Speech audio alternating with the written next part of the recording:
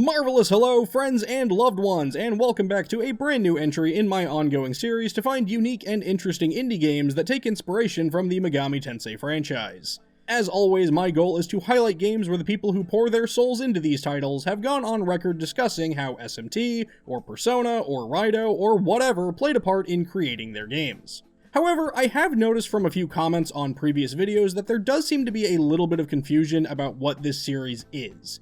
This video and others that came before or after it is not video games that are similar to SMT. I'm not trying to compile games that just make me go, yeah, this plays and or feels like Persona 5. It's more about my fascination with how developers can take inspiration from Atlus's iconic franchise and use those ideas, whether it's plot, gameplay mechanics, or even just art style, to build something distinct. They're not all just going to be mythology-based RPGs with social mechanics starring students, and frankly, I think it'd be really boring if they were. With that out of the way, let's dive into our first game, a mythology-based RPG with social mechanics starring students.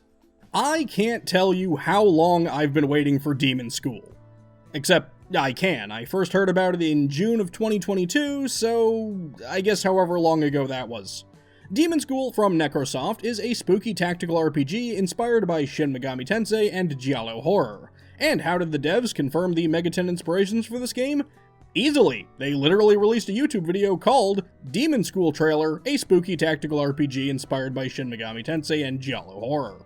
Honestly, there's no shortage of quotes and details from the team showcasing the Megaten inspirations, with some of their own online posts just flat out saying it's a Persona-like. One of the biggest things about Demonschool's development is that this game got delayed. A lot. Like, if I had a nickel for every time they confirmed a September release date only for them to still wind up announcing a delay in late August, which isn't a lot, 2 nickels, etc, etc. But hey, I'm not really in any place to judge. I planned on having this video done, like, last December. The point is that Demonschool is out now as of November 2025, and I've been playing it, and oh my god, it's good. Some of you may remember it was in my top 10 games of 2025 list. I also want to give special thanks to the publisher, Isbeard Games, for providing me with a Switch code for the title. You play as Faye, an extroverted demon hunter who has never actually seen a demon before, but because of an ancient prophecy, believes that demons will show up at the weird remote island her new college is on. She quickly teams up with Not Goth Namako, Hunky Himbo Destin, and VHS connoisseur Newt. While most normal students seem to go through a standard academic life, our gang is given special assignments to investigate supernatural happenstances, and have to turn in their homework by Friday or be thrown in prison. Hear that, kids? Your college professors will be harder on you than your high school teachers. Each story arc takes place throughout the week, and you go through what are essentially Monster of the Week type stories, but they do eventually start to feel like they have a grander connection to the overarching plot. For example, the first week involves investigating rumors of one of those cursed VHS tapes that kills you in 3 days. Right, sorry, within 3 days, if you watch it, with a final showdown against a haunted stack of CRT televisions.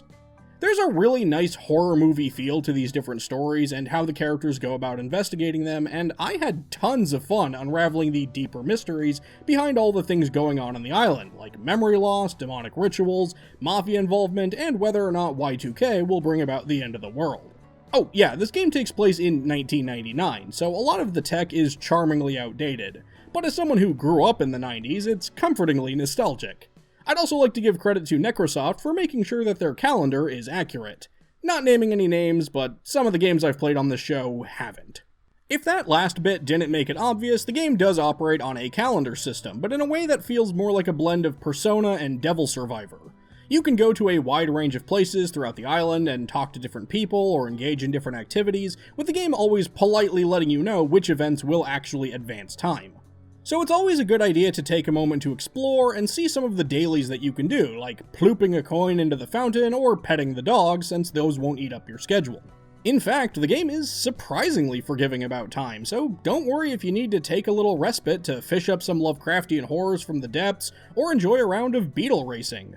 Once you unlock the ability to hang out with your party members and go through their social link-esque side quests, you can knock one of those events out, then invite them to karaoke, then cook for them, then tackle their next story quest, all in the same time block. It's pretty much just story-related scenes that advance the plot, so there's a nice comfort in knowing there's not really a risk of being unable to complete this week's assignment before your deadline. While the game boasts that you get 15 characters to recruit and stuff, I'm not a huge fan of how Demonschool doles them out.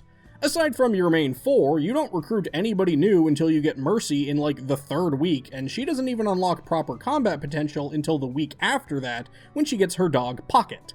You're basically over halfway through the game by the time you've recruited half the cast, which, yeah, that sounds evenly spread, but it feels weird to go through like 4 weeks with only a single new party member, and then the game starts throwing 2 or 3 new characters at you per chapter.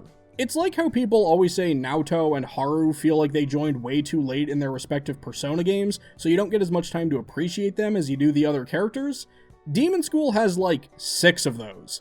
And since most of their stories have multiple endings for things like romance or platonic friendship, it would have been nice to see Faye get some more interactions with some of these folks throughout the plot, especially since Faye's brash personality and unbridled enthusiasm gives her fantastic chemistry with nearly everybody. So some characters left me wishing I'd gotten to see more of their dynamics specifically throughout the plot. And speaking of characters, let's get to the battles, because they are very character-driven. While this game may look like a traditional SRPG on the surface, it uses a very distinct and complex system that rewards clever thinking. Right off the bat, characters only have 3 health by default. Attacks deal 1 damage unless they resist that type, in which case it does 0, or they're weak to it, in which case it does 2. Characters have different classes and abilities, like Faye, who can knock enemies back, while Namako can't deal damage but can stun foes on her turn and pull them closer in, and Newt, who can't attack at all but he can heal party members or boost their attack if he heals somebody already at full health.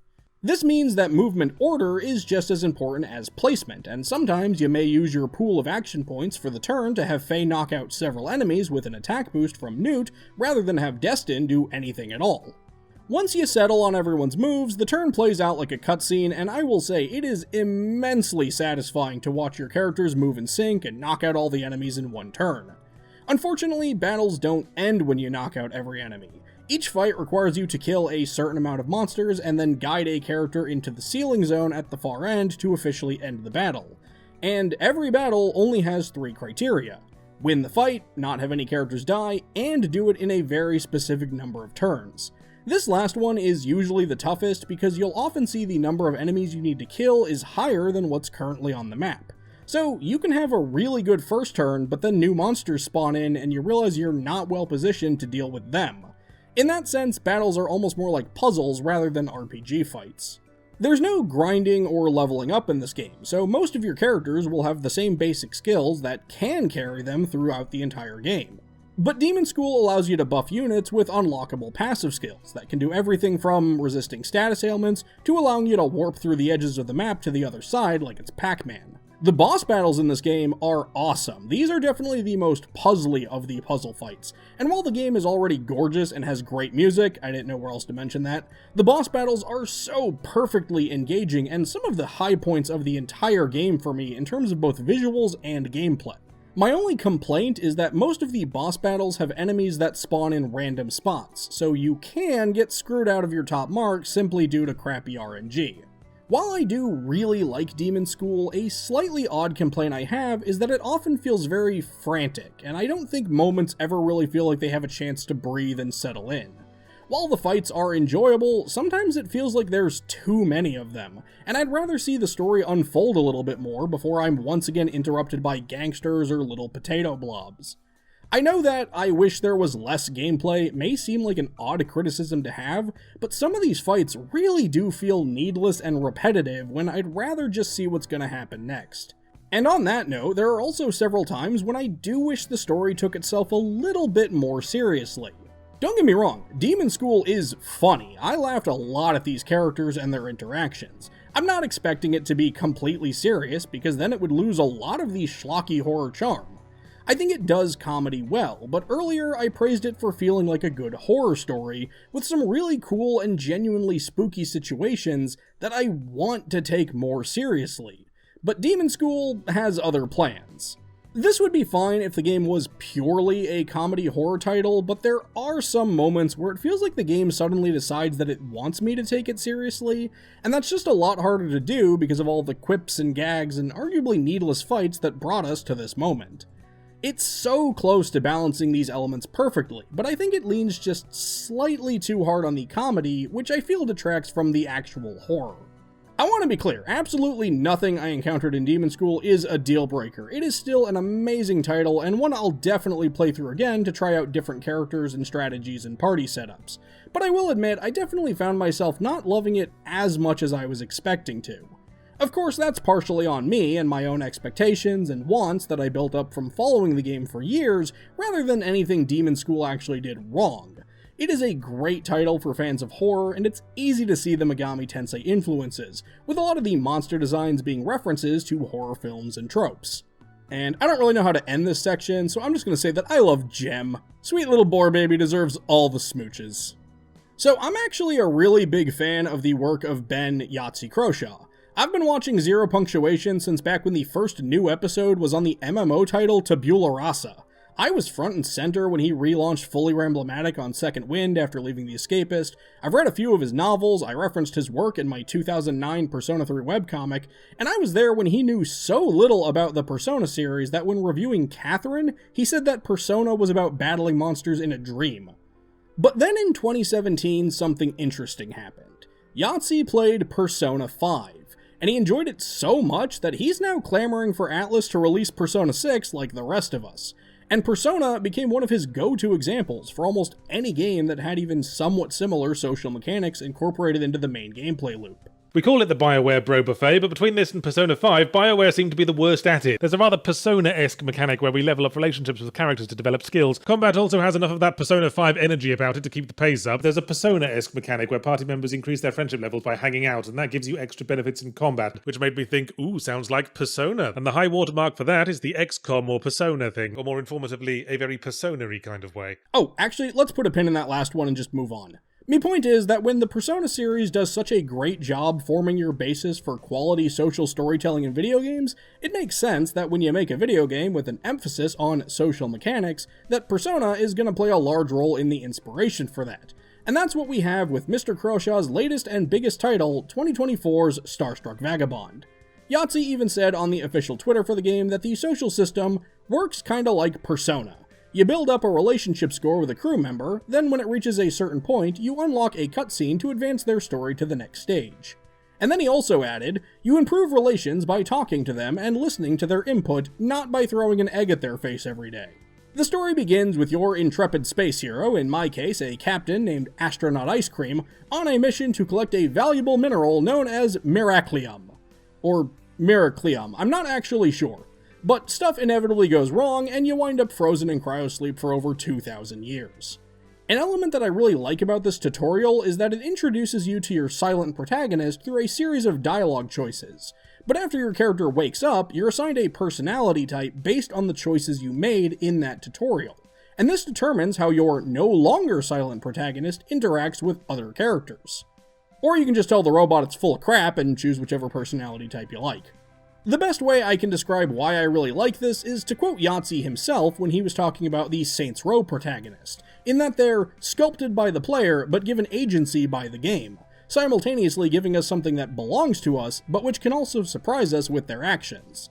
Like sure, I'm playing as pink trenchcoat wearing bitter apathetic astronaut Ice Cream, but your character may be a more caring, upbeat altruistic type with boobs and an eye patch or something. So without too much else to do, the lawyer in charge of managing your affairs gives you a rundown ship and advises you to set up an interstellar delivery service to earn some extra cash. Your very own Planet Express, as it were. You load up crates, warp to the quadrant they're headed for, and enjoy a leisurely fly through space, dodging the occasional asteroid or dust storm, and making sure your ship stays fueled, clean, and physically intact. You use different tools, and there's a nice simple but satisfying color-coded onomatopoeia text to describe your actions. Another inspiration Yahtzee has said went into this game was Stardew Valley, and Starstruck Vagabond really does manage to capture that sense of finding complete contentment in the mundane. It's so incredibly easy to lose track of time as you tell yourself you're just going to do one more delivery, or survey the uncivilized planets in just one more section of the galaxy.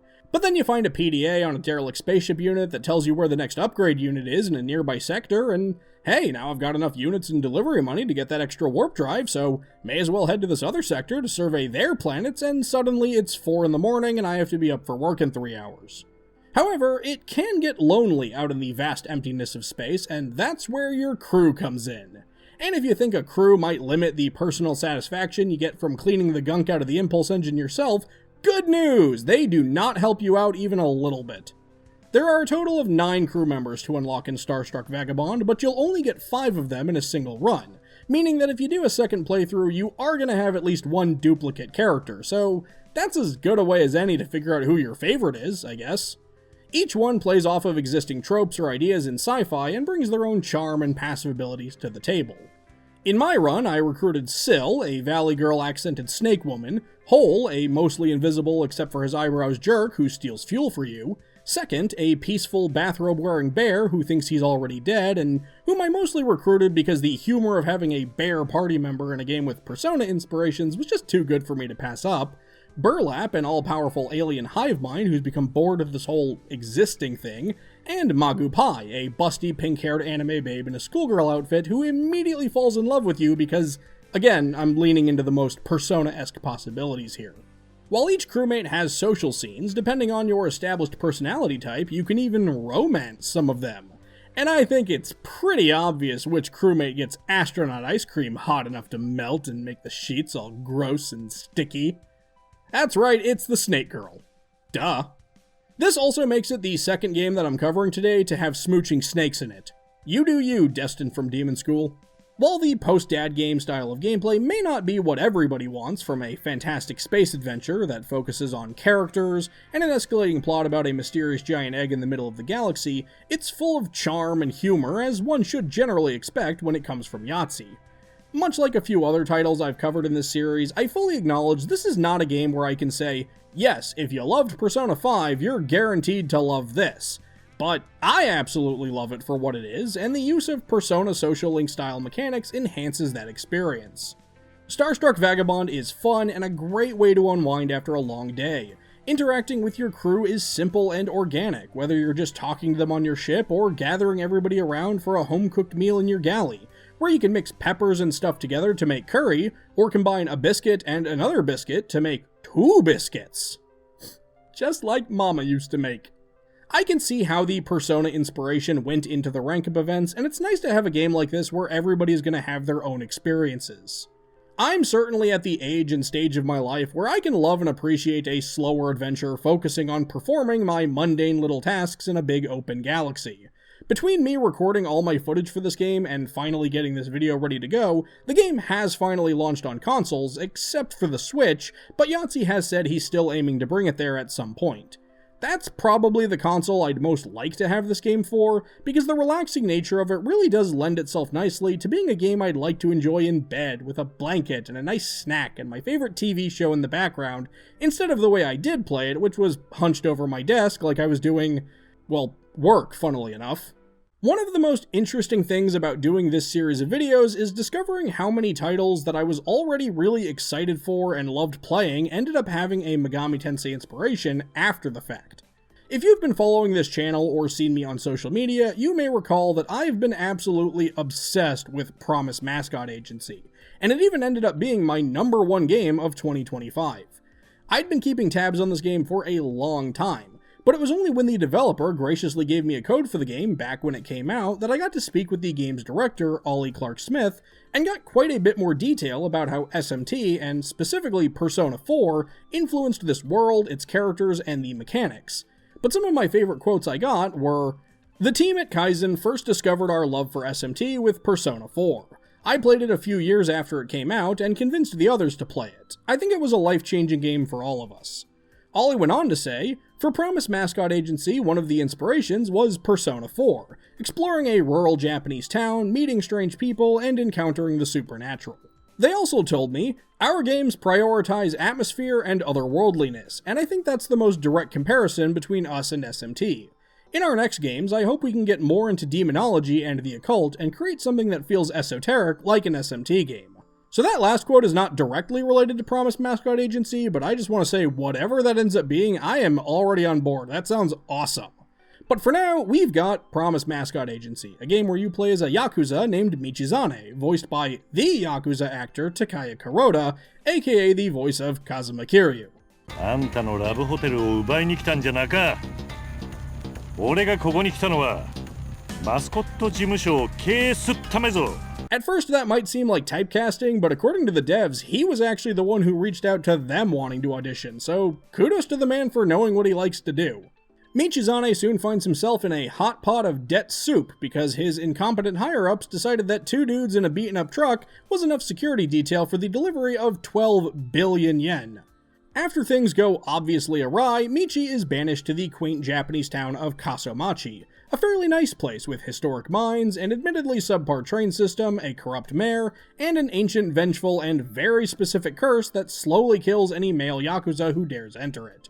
While in this town, he's instructed to pay off his debt by running the Promise Mascot Agency alongside Pinky, a severed finger mascot who acts as a nice comedic balance to Michi's more serious nature and is the perfect blend of wacky, chaotic, funny, and violent. Because in this world, Japanese-style mascots are just ordinary citizens with their own jobs, hopes, dreams, and personalities rather than being people in costumes. And while you can recruit many of them to work for your agency, some of them are just content to do their own thing, like taking care of the town shrine or opening their own game center.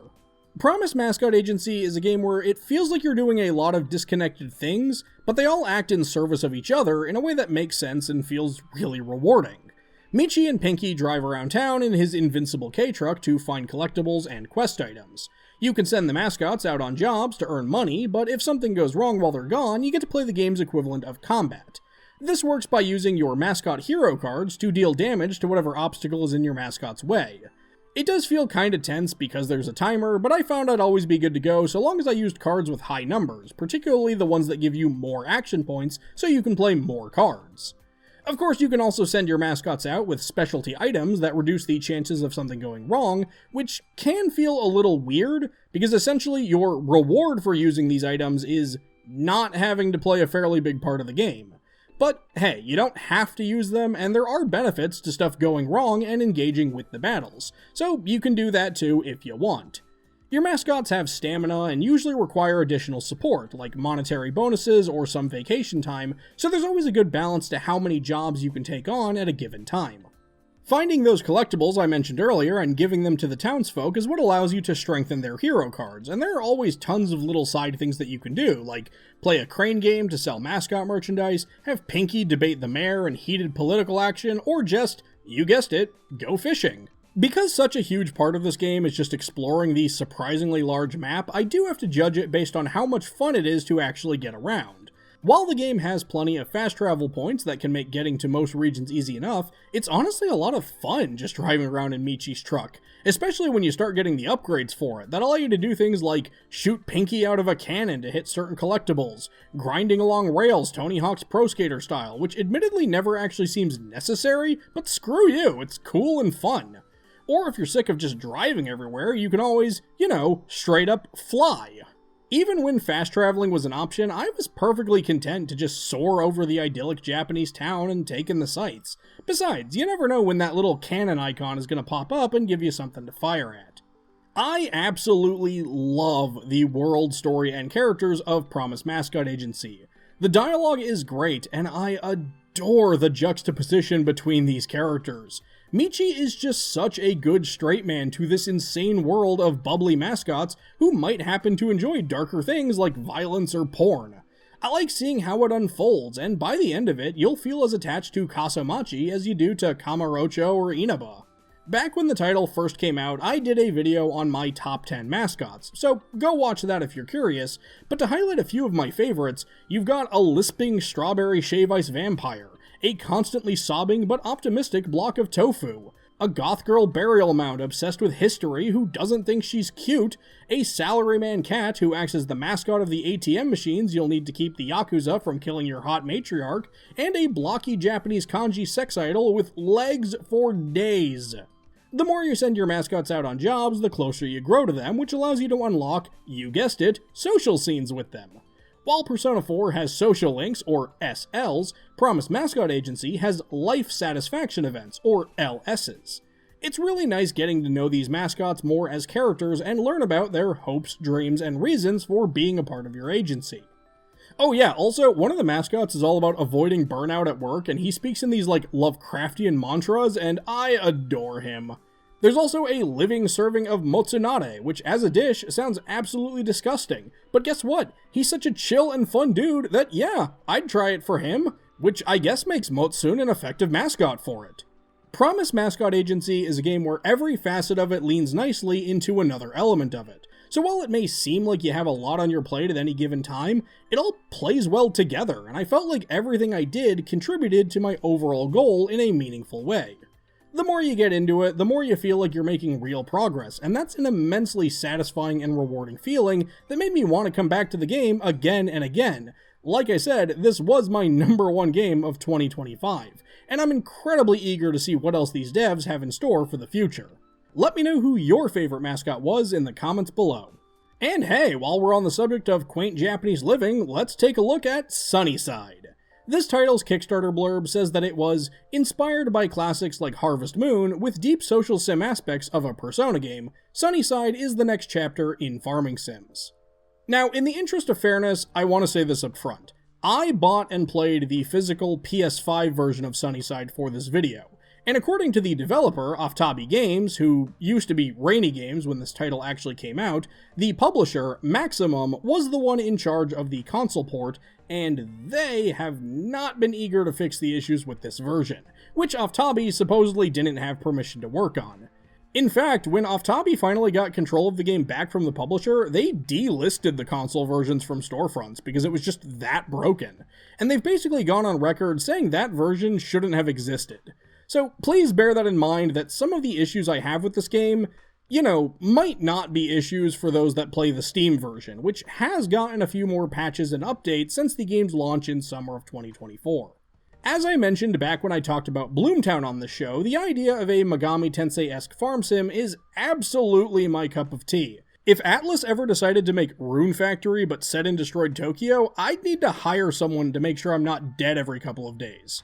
However, despite the Persona comparison from the creators, this game initially had me asking what I now affectionately refer to as the Kalina question, which is basically, are you actually inspired by Persona in some way, or do you just have social mechanics? I mean, sure, your weird but lovable robot fox mascot thing is a bit Persona-y, I guess, but other than that, the game feels relatively down to earth. Until you discover that there are monster-filled dungeons that you can explore with turn-based combat. What? Okay, let's back up. I'm playing as John SunnySide, no relation, who decides to buy a piece of land, sight unseen, in a small Japanese countryside town. Unlike a lot of other farm sims, there's no inheriting the farm from grandpa, and you just bought a total mess of a plot. There's not even a house on it, and you're going to spend a lot of time just living in a tent.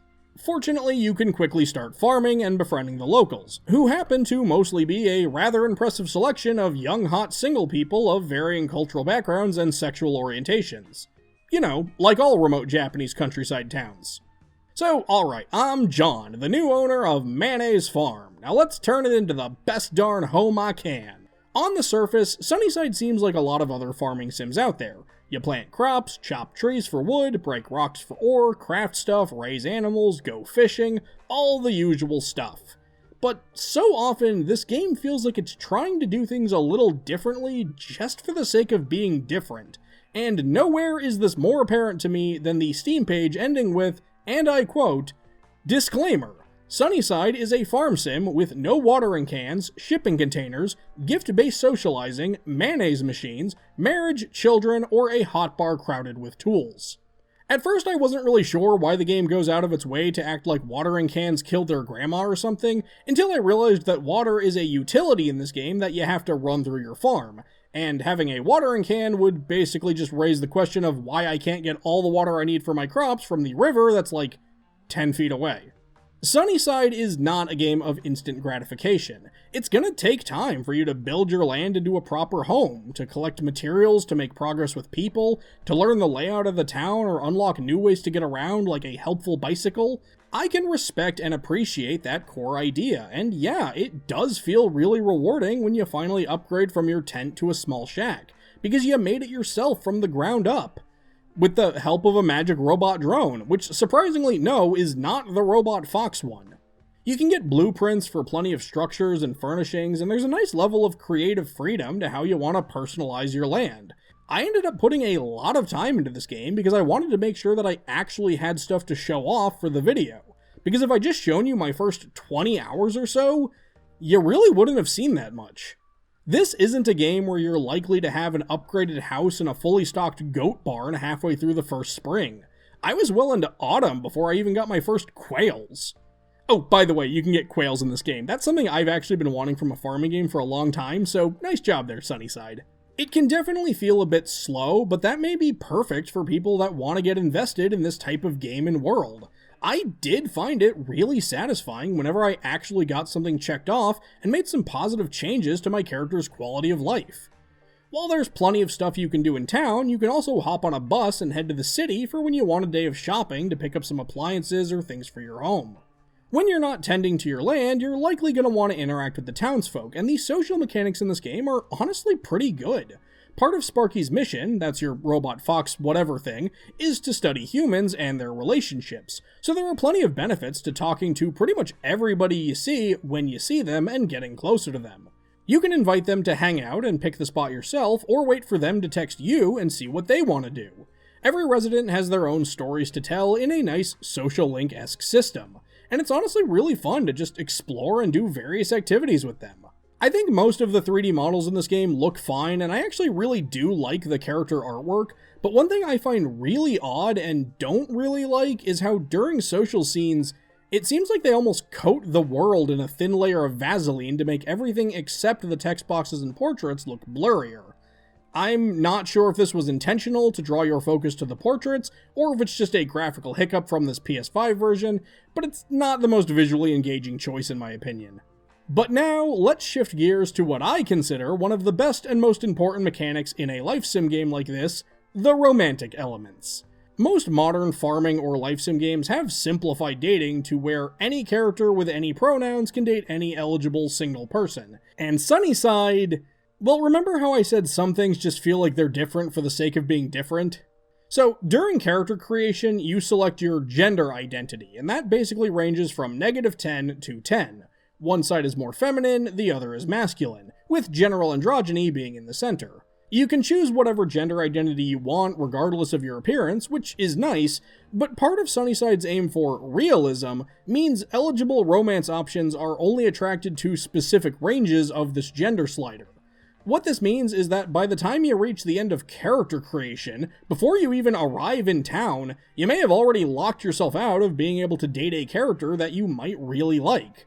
Which I'll admit, yes, there is a depressing level of authenticity to having the person I like having zero romantic interest in me, but it's generally not what I look for in video games, particularly ones that emphasize their dating mechanics. Fortunately for me, the character that I was the most interested in dating, Kaida Amaya, the hot priestess who happens to guide you on your JRPG monster-filled cave exploration, is romantically interested in my gender setting, which I've generously decided is a masculine 6. There are some pretty nice dates, even if the visuals are hilariously awkward at times, like having a fully clothed hot springs date where she keeps my eyes at boob level. Actually, scratch that, that sounds awesome. But remember from before, this game has no marriage or children, so it means after a few dates, the entire romance storyline just kinda ends. Like, I guess we're just done now.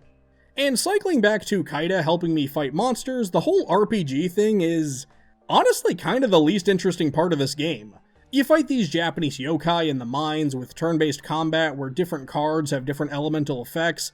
It's perfectly functional, but I found chopping down trees with a machete way more satisfying than blowing up Oni with earth magic, and there's just something about that that feels wrong. Overall, SunnySide is fine. Ambitious is a nice word I would use to describe it. I enjoy the quaint little town, there's a nice variety of characters, and even the background RPG dungeon elements kinda work to help establish that Persona comparison that makes the game eligible for this video in the first place. Otherwise I'd just be sitting here going, yeah, the shop menus kinda have this P5 art style, right? But here's the big but. No matter what nice things I have to say about this title, and I feel like I have done that here today, SunnySide is probably the closest we've come to a game in this video series where I can't fully recommend it, because there is one incredible flaw that sucked away nearly every single bit of goodwill and enjoyment I've had with this game. SunnySide loves to freeze on me. While I'm chopping wood, while I'm trying to woo Kaida, while I'm just trying to check the enormous map and figure out where the heck I'm trying to go, this game freezes. And that wouldn't be so bad on its own, but it's coupled with the fact that SunnySide does not allow you to manually save your game, and the autosave only activates once per in-game day when you go to bed at night. And I absolutely hate that. I've completely lost so many productive and fulfilling days because the game decided to freeze as I was wrapping things up or heading back to my farm at the end of a day. It sucks. It's an absolutely sucky combination of bugs and intentional mechanics that makes it really hard to stay invested, regardless of how much I enjoyed other elements of this game. Which, to clarify, I did! There is some good stuff here as a hybrid farm sim RPG with Social Link-esque mechanics. But like I said, I played the buggy unpatched PS5 version, which did hinder my overall enjoyment, and I'm acknowledging that may not be fair to the devs who have spoken out against this version. Maybe the Steam version added manual save options, I don't know. All I know is that the buggy unpatched PS5 version isn't all bad, because it means they never got rid of this handy little exploit where I can gain unlimited fish from cooking to sell for infinite money. Yes, hello, quaint little shopkeep. I'll take my hundreds of thousands of yen, please. Okay, so back when I was discussing Starstruck Vagabond, there was a certain game I said we should put a pin in. And now I guess we can go ahead and take that pin out, because it's time for Dungeons of Hinterberg, a game I'd admittedly never heard of until I saw Yahtzee's video on it, where, boy did he actually make quite a few Persona comparisons. Or more informatively, a very Persona-y kind of way. It's that same Persona dual gameplay model where the two modes are separated but affect each other. So in summary, it's very much like Persona except with real-time instead of turn-based combat. But that's perfectly fine, because it got me to look into the game, and the developers at Microbird Games told news site Game Developer that they were big fans of how the Persona games use a day-night cycle to let players explore urban Japan, and observed that no one had used that framework for a game set in Europe. On their Twitter, they said that Zelda was one of their many inspirations for Hinterberg, and invited people to guess others, to which they'd later reply with a "that is correct" gif to a user saying the game feels like Zelda with the structure and relationship system of Persona. So you play as Louisa, apparently a lawyer seeking vacation and adventure in the small quaint town of Hinterberg, known for their onion festival, local schnitzel, and interdimensional portals leading to complex sprawling labyrinthine dungeons full of monsters. They also have a movie theater. See, the basic premise of the game is that Hinterberg decided to turn these dungeons into a booming tourist trap and start selling vacation packages where you get to stay in town and buy weapons and potions from local businesses, complete with their own Hinterbucks to spend at these establishments. It works just like regular money, but it's, fun. Ultimately, Louisa vows to work her way through the game's 25 dungeons and fill out her little stamp booklet, like she's collecting autographs from former performing arts majors in costumes at Disney World. And I'm not gonna lie, I kinda just love that. Like, imagine if Ren had just told Mishima, hey, for $50 I'll bring you into the metaverse and you'll be able to hear my cat talk. It's a very funny but solid premise, and there's a good level of satire aimed at the idea of tourist traps and consumerism as a whole. Every day, Louisa wakes up and just decides where she wants to go for the day. There are 4 main regions to choose from that unlock as you progress through the story, each with their own distinct visual flair, unique dungeons, and scenic views where you can spend time just relaxing if you don't feel like adventuring that day. You start out in the gorgeous mountains of Doberkogel, there's also the lush, colorful forests of Hinterwald, and the also mountains of Kulmstein, but they're snowy mountains this time, and we can't ignore the toxic swamp of Brunelsumpf, also known as Witch's Brew. Then in the evening, you come back to town, get some shopping done, and raise another social stat or hang out with some of the folks around town, who basically serve as your confidants to keep the Persona 5 comparison going. And there's a nice selection of characters to hang out with who all provide their own thoughts and ideas on the current state of Hinterberg. You've got local rich kids like Taya dealing with the hassles of growing up in a tourist trap, fellow adventurers like Renault, the stoic but snack-sharing slayer wanting to conquer dungeons around the world, and tourists like Gertrude, who've been visiting Hinterberg for years and preferred things the way they were before all this dungeon tourism nonsense. Every character you hang out with has their own perspective and reason for being here, and I really liked getting to know these characters on a personal level. Also, there's a dog. If you just wanted to rush through the game, you could simply do one dungeon a day to min-max your vacation time, since the game ends when you fill out your stamp book. But it's a lot more rewarding and satisfying at the end to form those lasting friendships with people. So remember that you're on vacation, and take a little time to unwind and appreciate the things around you. Maxing out as many of these bonds as possible helps strengthen the ending when Louisa is saying her final farewells at the train station, akin to the denouement from recent Persona games.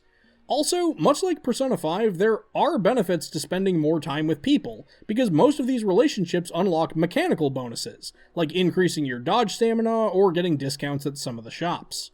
The town, locales, and even the dungeons are all pretty gorgeous, and I regularly took time to stop and appreciate the scenery, and the dedication to the architecture and style of Hinterberg itself, which the devs have frequently said was based on a lot of real-world buildings to give it a nice sense of authenticity. The dungeons, as mentioned earlier, are very Zelda-esque for the most part. Each of the 4 regions gives Louisa different magical powers that more or less act like items from that series, like a weighted ball that you can blow up like a bomb, or a tornado that you can use to carry items, including yourself, to get over dangerous terrain or up onto certain ledges. I also really like this jelly cube that Louisa can create in the swamp zone, and when she gets rid of it, she does this sassy little snap, and look, that's sexy. These spells are often key to solving puzzles and making your way to the dungeon's exit portal, where there's usually a big fight and that sought-after stamp before you can leave.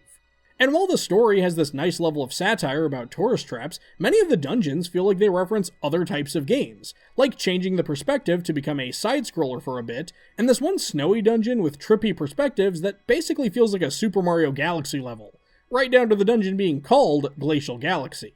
The monsters in Dungeons of Hinterberg are pretty interesting, with most of them being based on Austrian folklore, like kobolds and pitzels, and even the Wild Hunt, a name Megaten fans might be familiar with. But the game has this lore and explanation that none of the monsters are meant to be the literal mythological creatures, and that's why they're nearly all variations of shaped black goop wearing masks, and there's something about that I will admit I find both fascinating and a little disappointing at the same time.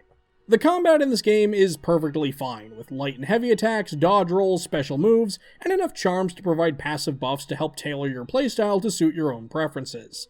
I will admit though, I found it to be one of the weaker aspects of the title. You occasionally just get locked into arenas and fight off a few waves of enemies throughout the dungeons, and it all works well enough, nothing about it is bad, but once you get into the groove and find a system that works for you, it can eventually feel a little repetitive. I personally thought the best use of the combat was the game's handful of major bosses, and even then, those are mostly, again, Zelda-esque, as you have to use your magic to get them in a position where you can attack them, so they're more like puzzles rather than tests of your actual combat prowess. And what I mean by the combat being weaker is basically, every boss has a puzzle phase and a combat phase, and I'll say now that the puzzle parts were way more fun and memorable. Unfortunately, there's only one big boss fight per region, and I was pretty bummed out about that. I know it's a smaller game, and I was not expecting a unique and fleshed out boss for all 25 dungeons, but I personally would have been perfectly happy to have fewer dungeons in the game if it had meant more bosses. Overall, I really enjoyed Dungeons of Hinterberg. It's charming and funny and well written and beautiful and cozy and fun. The characters are engaging, no one element of the gameplay ever overstays its welcome, and they all mesh together really nicely to create a meaty experience with a lot to offer. Much like a real vacation, everyone who decides to spend time in Hinterberg is going to have their own method for checking out the sights and deciding how they want to spend their time. Maybe you'll reinvent yourself and buy some new clothes while you're away. Whatever helps you get the most out of your trip is entirely up to you. Oh yeah, and I should also probably mention this game has its own free DLC story, Episode Renault. Piggybacking off of the Persona comparisons, this is sort of like Episode Aegis, in the sense that it's considerably shorter, slightly more challenging, lacking in social elements, and of course being a story called Episode A Different Character. As the name suggests, we get to play as Renault in a short prequel story, and have to seal 7 magical rifts that opened up. I enjoyed getting to see a bit more of Hinterberg and its lore and finding out that Renault f***ed the innkeeper. It helped flesh out some elements that got explored in the main story, and I appreciated this level of expansion, and I look forward to seeing what Microbird has planned for the future. Alrighty, and that is 5 more games with Megami Tensei inspirations that you may want to check out. Whether you're a fan of horror-based SRPGs, action-oriented titles, or even just relaxing treks through the stars, there really is something for everybody. And like I said at the start of this video, I just love seeing how you can have these wildly different experiences, but still see and understand how the Megaten influences played a part in shaping how they turned out. Are there any Megami Tensei inspired indies that you think I should take a look at? Are you a developer working on one of your own? Let me know in the comments below, and thank you for indulging me in another round of this video series. These are honestly some of my favorite videos that I've done in over 10 years of YouTube, and I can't wait to check out even more. So thank you again for watching, and until next time, take care.